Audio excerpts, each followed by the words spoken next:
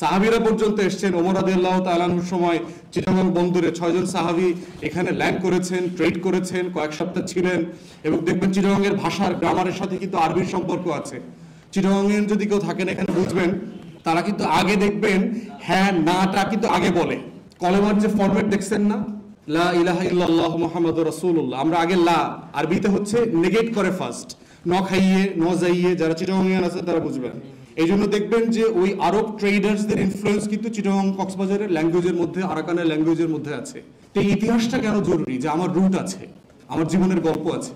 এই গল্পটা না জানলেই বারবার ফ্যাসিবাদ চলে আসবে। বাহির থেকে কলকাতা এসে থেকে বলবে তুমি অমুক, লন্ডন থেকে এসে বলবে তুমি অমুক, পশ্চিমারা আয়সা বলবে তুমি অমুক, দিল্লি আয়সা বলবে তুমি অমুক, বেইজিং আয়সা বলবে তুমি অমুক।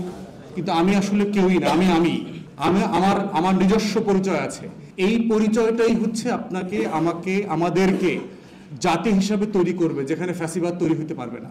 এর বেস লাইনটা বোঝা দরকার, বিশেষ করে তরুণদের। বেস লাইনটা পরিষ্কার হলে, নিক্তিটা পরিষ্কার হয়ে গেলে বাকি সবকিছু সেখান থেকে ফ্লো করা এবং বোঝাটা আমাদের জন্য সহজ হয়ে যাবে। বাংলাদেশ রাষ্ট্রের একটা বড় সংকটের জায়গা হচ্ছে যে আমরা কি আগে রাষ্ট্র পেয়েছি না আগে জাতি হয়েছি, এই জিনিসটা আলোচনাটা পরিষ্কার না আমাদের কাছে। আওয়ামী বাম কলকাতা দিল্লির যে বয়ানটা প্রচলিত আছে আমাদের উপর চাপিয়ে দেওয়া হয়েছে, সেটার মধ্য দিয়ে বলা হচ্ছে যে আমরা 9 মাসে জাতি হয়েছি। আমাদের এর আগের কোনো অতীত নাই। আমাদের আগের অতীত যা ছিল খুবই বাজে, খুবই খারাপ, খুবই অবহেলিত, বঞ্চিত। আমাদের গর্ব করবার মতো কিছু নাই। আমরা শুধু পরাধীন ছিলাম এবং আমরা নির্যাতিত ছিলাম। ভারত মাতার মাধ্যমে আমরা 1971 সালে স্বাধীন হইলাম এবং আবির্ভূত হইলাম পৃথিবীতে। অ্যাজ ইফ আমার বাবা নাই, মা নাই, দাদা, নানা, আমার পরদাদা, আমার কোনো ইতিহাস নাই। এই ইতিহাসের সংকট যেটা হচ্ছে, সেটা হচ্ছে যে আমার যে শেকড় ছিল, আমার রুট থেকে আমাকে ডিসকানেক্ট করে দেওয়া হয়েছে। অথচ আমার তো হাজার বছরের লড়াইয়ের গল্প আছে এবং আমার লড়াইয়ের গল্প এত ফাইন টিউন করা আছে যে আপনি ওয়েস্টার্ন সিভিলাইজেশনের সাথে কম্পেয়ার করতে পারবেন।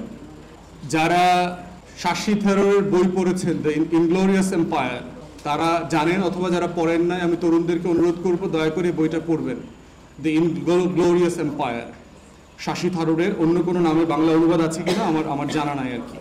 উনি সেখানে হিস্টোরিক্যাল অ্যাকাউন্টিং করে দেখিয়েছেন এবং অন্যান্য অর্থনীতিবিদরাও বলেছে যে মুঘল এম্পায়ার যখন ছিল 1700 সালে, সেই সালটাতে পুরো আমাদের এই যে দক্ষিণ এশীয় ভারতীয় অঞ্চল যেটাকে বলছি, হিস্টোরিক ব্রিটিশ ইন্ডিয়া যেটা, সেটার জিডিপি ছিল গ্লোবাল জিডিপির 27 থেকে 28%।